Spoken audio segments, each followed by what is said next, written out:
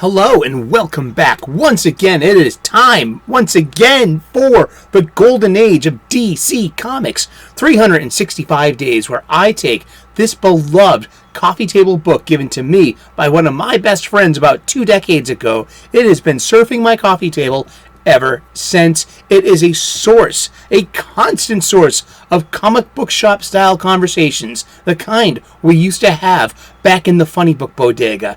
You know, where you go on Wednesdays to get your fresh stack of new comic books and chat with the cashier and whomever is in there talking about this, that, who's stronger, who'd win, who's got the coolest powers and outfits. This is what fuels our fandoms. And this is a 2004 Abrams publication. You can find the link in the description to the Amazon page where you can get your own copy. It's written and curated by Les Daniels, Chip Kidd, and Geoff Spear. You can get your own copy at a reasonable price. It makes a great gift, I know this, and it will look great on your coffee table. The golden age of DC Comics runs from 1938 to 1955, the Silver Age from 1956 until 1970, the Bronze Age, I'm a Bronze Age baby, runs from 1970 until 1985, and the Copper Age begins in 1985. And we use this book for its intended purpose. We crack it open to today's date. We look at some comic book art. We read the blurb, and then we talk about comic books. And we're going to be talking about comic books every day for the rest of the year. So let's get to it. But before that, I like to do something that's called the escapism caveat. Listen, we live in strange times, but the world's always been full of strange times. I think you can say that every day for every day of history that's gone by. But activism is huge, and activism is very well intended and has its space and place. The world has its problems. People need help. The world needs our help. But we also can balance that with some escapism, going to a different place with our imaginations and our fictions, our movies, our art, our music, our sports. We need to leave the world's problems behind just for a few moments. And activism, although well intended, shows it has a shadow. It has a very ugly side, and it's been showing it lately by encroaching into fandom spaces and insisting that this needs to be a platform for social change and for whatever this and that they need to get amplified. And I object to that. I feel that activism has its space and it has its place, but does it need to be an active ingredient in everything? No, it doesn't. It's actually become quite burdensome. I'm suffering, I myself, what about you? I'm suffering from compassion fatigue. I mean, once one issue is voiced, there's another one right after that. And it's turtles all the way down. And seriously, so activists, you know what? Stay in your lane. Stay out of the fandoms if you can be so kind. We respect you, but do you respect us? I don't think so. And I think you're using us and taking advantage of us. And you're using us as a platform. But let's get to it. And speaking of turtles, we're talking about turtles today. We're going to crack this book open. It is July the 7th. Let's get to this. I love this. This is a comic. All right? Behold, it's the terrific What's-Its. Look, up in the air. Is it a bird? Is it a plane? No. It's the terrific What's-Its. Dun, dun, dun. It's a turtle that's dressed up like Jay Garrick's The Flash. Let's read the blurb. It is July the 7th. And I hope you're having an awesome day and doing well. Seriously. Thank you for tuning in. God bless. I'm so blessed and grateful that you're here with us right now, talking about comic books, enjoying some escapism, forgetting your woes just for a few minutes. This is art by Martin Nadel. This is from Funny Stuff number 1, the summer of 1944. Definitely when the world was a strange place and could use a few moments away from its problems. the first issue of the first DC comic to feature funny animal characters. Funny Stuff also marked the debut of a unique character named McSnurtle the Turtle. The slowest of all creatures had another identity, revealed when he crawled out of his shell and became the terrific What's-It. This in-house parody of The Flash, the fastest man alive, is even more remarkable in that it was created by Martin Nadell, one of the first artists on The Flash. The speech balloons are a spoof of the introduction to Superman's radio show. Look, up in the sky! Is it a bird? Is it a plane? No, it's Superman, strange visitor from the planet Krypton.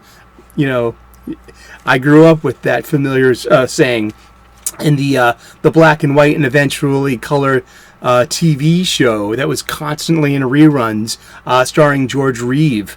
That was a direct, follow through from the radio plays. And let's look at the terrific What's-Its again. That is definitely the Mercury-style helmet worn by Jay Garrick. That is his iconic color combinations of red and blue with the long-sleeve shirt. And we're going to talk about anthropomorphic characters just for a second. DC Comics. I grew up in the late 70s and early 80s as a kid, and I had lots of comic books. And one of them was something called Captain Carrot and the Zoo Crew. That came out, it was a cover date of March 1982, so it was published probably right after my birthday in 81, and I just turned 9 years old, and I had this comic book. And Captain Carrot was part of the DC multiverse. They were on Earth C for Earth Cartoon. This will eventually be, will come out to be Earth 26 in the new multiverse of the New 52, Flashpoint, Rebirth, Reboot era. But hey, back then it was fun, and it was just, there were counterparts, superhero counterparts with an animal for each one. And the Superman one was Captain Carrot. There was Pig Iron. There was let's see. There was another turtle.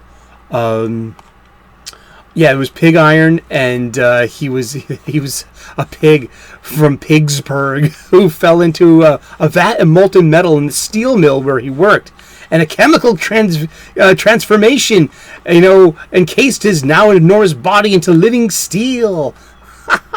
There was a rubber duck who is a duck that could change shapes and stretch his arms.